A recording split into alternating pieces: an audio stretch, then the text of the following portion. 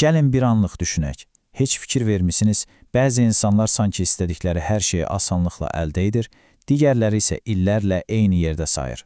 Bugün biz Bob Proctor'un dərin fəlsəfəsinə baş vuracaq və görəcəyik ki, içimizdəki o yanan arzu reallığımızı necə kökündən dəyişə bilər. Hər şey çox sadə, amma inanılmaz dərəcədə güclü bir fikirdən başlayır. Bob Proctor deyir ki, məqsədləriniz varsa, hər şeyə nail ola bilərsiniz. Bunlar sadəcə istəklər deyil, bunlar reallığınızın qapısını açan açarlardır. Yaxşı, bəs əgər bu qədər sadədirsə, niyə ətrafımızdakı insanların çoxu, bəlkə də elə biz özümüz, tez-tez özümüzü ilişib qalmış hiss edirik? Sanki arzularımızla aramızda görünməz bir divar var, elə deyilmi? Gəlin bunun səbəbini araşdıraq.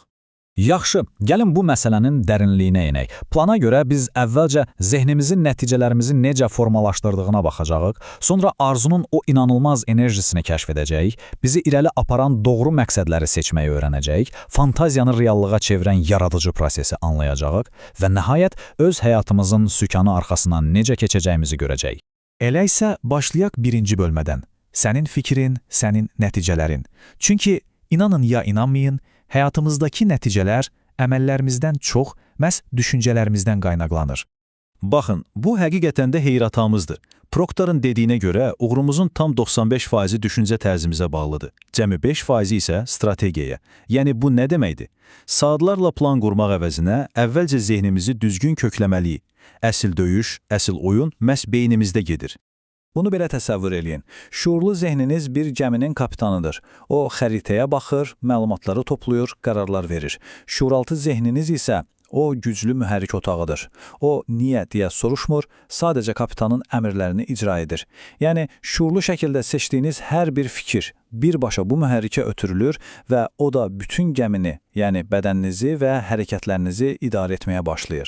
Və işin ən kritik nöqtəsi də budur. Həyatınızdakı nəticələr, yəni sağlamlığınız, maliyyə durumunuz, münasibətləriniz, bunlar hamısı zehninizdə baş verənlərin birbaşa əksidir. Sanki bir printerdən çıxan kağız kimidir. Daxildə nə proqramlaşdırılıbsa, həyatda da o çap olunur.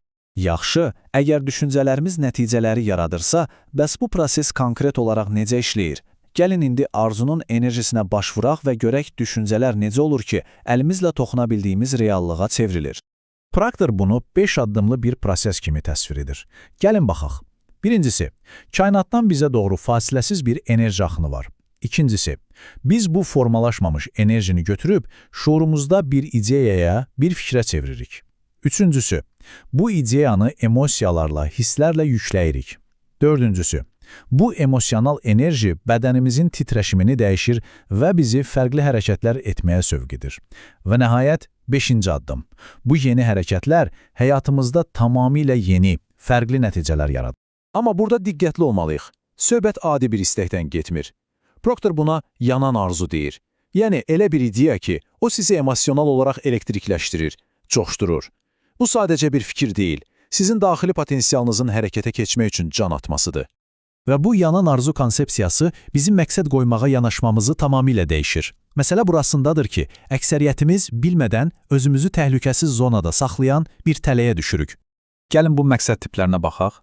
A tipli məqsədlər, bunlar onsuz da bildiyimiz, bacardığımız şeylərdir. Heç bir inkişaf yoxdur, durğunluqdur. B tipli məqsədlər isə, bunlar edə biləcəyimizi düşündüyümüz şeylərdir. Biraz planlayırıq, hesablayırıq, amma əsl ilham yoxdur.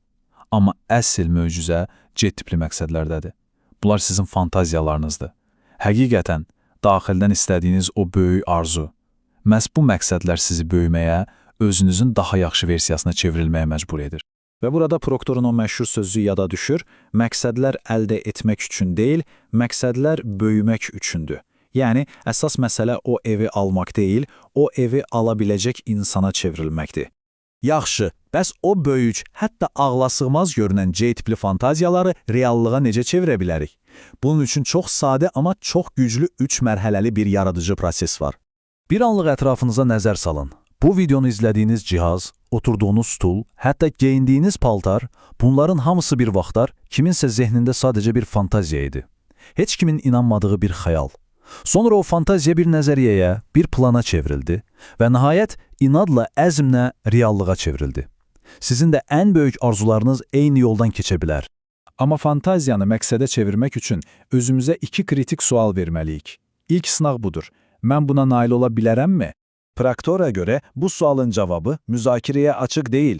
Cevap həmişə və qeyd şərtsiz bəlidir. Niye? Çünkü siz yaradılışın en âli formasısınız ve daxilinizdə hələ keşf etmədiyiniz sonsuz bir potansiyal yatır. Birinci sualdan keçdikdən sonra bəlkə də ən vacib, ən çətin sınaq gəlir. İkinci sual budur. Və baxın, əgər bu arzu həqiqidirsə, əgər o sizin ruhunuzun dərinliyindən gəlirsə, siz təslim olmayacaqsınız. Qarşınıza çıxan hər maneəyə baxmayaraq, o bədəli ödəyəcəksiniz. Bütün bu dediklərimiz bizi son və ən güclü nəticəyə gətirib çıxarır. Siz həyatınızın senarisinə nəzarəti ələ almalısınız. Artıq başqalarının yazdığı rolu oynamaq yox, öz filminizin rejissoru olmaq vaxtıdır. Proctor'un müəllimi Earl Nightingale ona həyatını dəyişdirən bu sadə, amma dərin məsləhəti verib.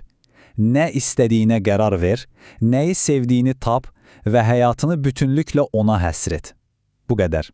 Yaxşı, bu praktikada nə deməkdir? Deməli, zehniniz açıq bir kanaldır və siz o kanala hansı düşüncələrin daxil olacağını seçən keşikçisiniz. Təxəyyül, iradə, məntiq kimi ali qabiliyyətlərinizi işə salın. İstədiyiniz o mükəmməl həyatın obrazını zehninizdə yaradın və bu obraza uyğun gəlməyən hər şeyə qətiyyətlə yox deməyi öyrənin. Beləliklə, artıq ətrafınızdakı şahidin və ya digər insanların sizin üçün yazdığı senaridə bir figur olmağı dayandırın, rejissor kürsüsünə oturun və özünüzdən soruşun. Mən hansı filmi yaradacağam? Mənim hekayəm necə olacaq? Unutmayın, seçim tamamilə sizindir.